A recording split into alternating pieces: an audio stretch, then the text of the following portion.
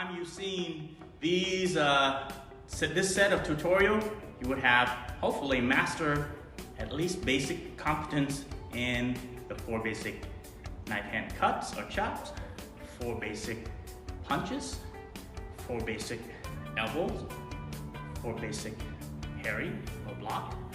And so now we come into the next and the last basic fundamentals in Vuong-Vvđ hand and foot techniques. We haven't covered the stances yet, but I'll get there, okay? And the stances I want to cover it last because I want to be able to integrate all the other techniques in so that you can see how these the stances can be utilized in conjunction with your hand and foot techniques, okay?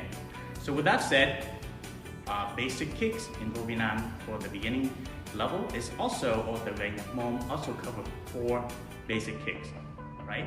First one is đá thẳng or straight kick, đá tạt is roundhouse, đá cạnh is edge kick, and đá đạp is side kick, right? So you can also interchangeably call them kick number 1 or straight kick, đá cạnh number 2, đá tạt number 3, and đá đạp for number 4. All right, so now I'm going to cover the basic fundamentals of đá thẳng. So for đá thẳng, and all of the kicks really, it's important for you to practice bringing your knees up as high as you can above your waist, right? So practice, right, from there. Another training for you is, and on the left hand side, right, this is the basics, how you chamber each of the kick. So for đá thẳng, you simply, from the back, throw your kick and snap out in front of trying to strike the target, okay? So, preparatory stance, inhale, cover and block your groin as you step, as you're about to kick, and bring forward, okay? Again, bring your knees up and snap out. Notice I did not kick high, or these flashy kicks high up, okay? You strike the target, you strike the target. So I'd rather that you focus on kicking low, but effective, and train your body for correct technique before you increase your height and reach a higher target, okay? So inhale, exhale. Right, so right now, I'm slowing it down, cutting it down to 2 counts, but it's part of your stepping, it's part of your walking, okay? And inhale, okay? On the left hand side, same thing.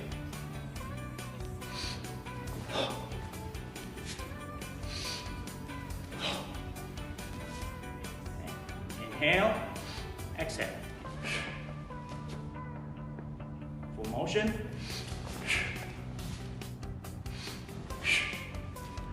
Okay. If I were to strike the target, I'm going to use this as my target for my demonstration. Okay. Move forward, right? Inhale, exhale. Left side, inhale, exhale.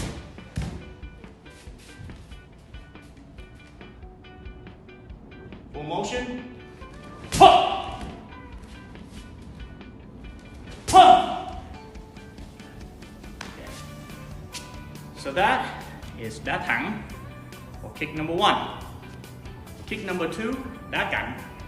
This kick is a little bit tricky because it requires you to, same thing, raise your knees up, but it will go in an invert V-shaped direction. As you can see, my hand drawing that direction toward the target.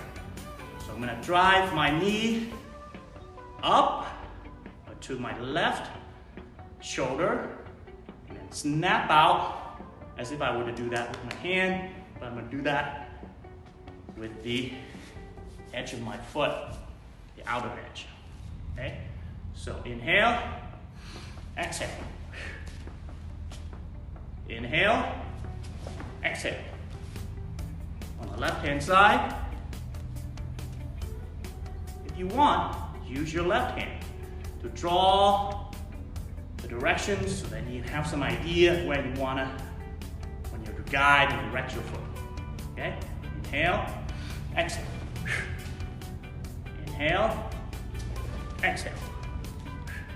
It's important that you snap your kicks. Okay? So we're not taking pictures, we're not making any movies. And these days, they can slow it down, they can snapshot, and they can freeze it anyway. So you don't need to do any slow motion. Make sure you breathe and adding to the effectiveness and efficiency of your kicks. For that or roundhouse kick, everybody make a lot of mistakes because they make the mistakes that they drive their kicks from here and they bring their kicks up. Okay? And when you do that, you're not able to turn effectively to a 90 degrees angle of the kicks, as I just demonstrated, right? So it's important that you turn your hip in that motion, right? There, right? So practice that 50, 100 times, right? And from there, you kick out toward the target, right? So your legs are perpendicular, 90 degrees to the ground, to the standing foot. Okay? On the left side, see how I chamber my leg, my foot. Okay, if you want, grab onto that to make a good practice before you snap out.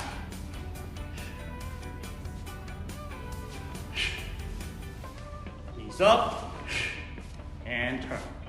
Right? So now I'm going to use the target to demonstrate for you the effectiveness, efficacy of that back or roundhouse kick.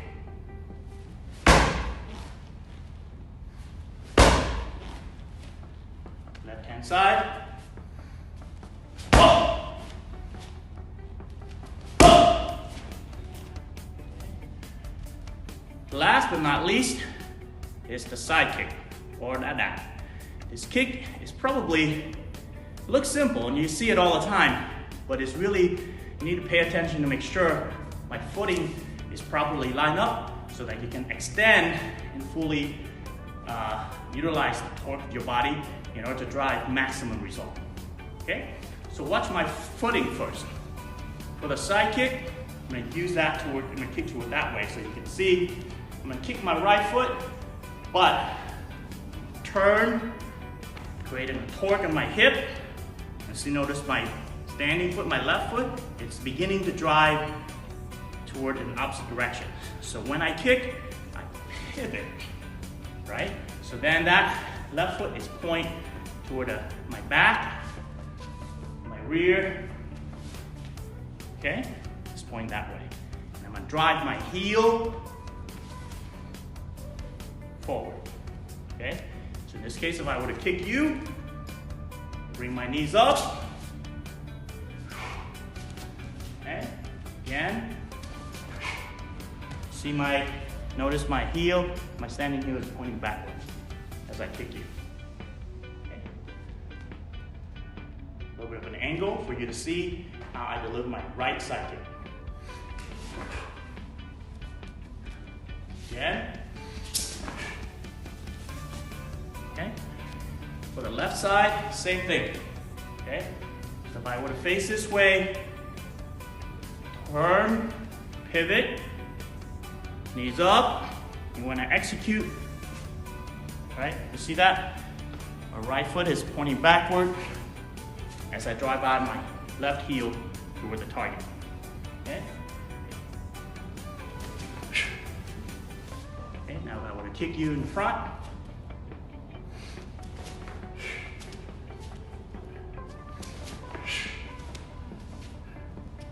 okay, so now I'm going to use the target so you can see the efficacy and efficiency of the side kick. Okay?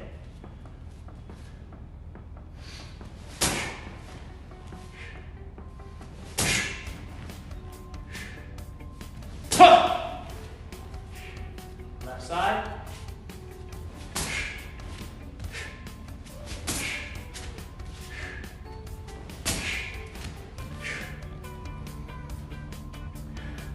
All right.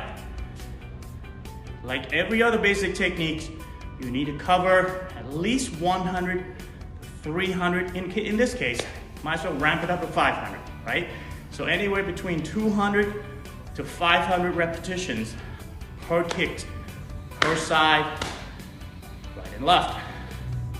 Basic đá thẳng, đá cạnh, đá tạt, and đá đạp. Good luck with your training. I'll see you at the next tutorial. Im lễ.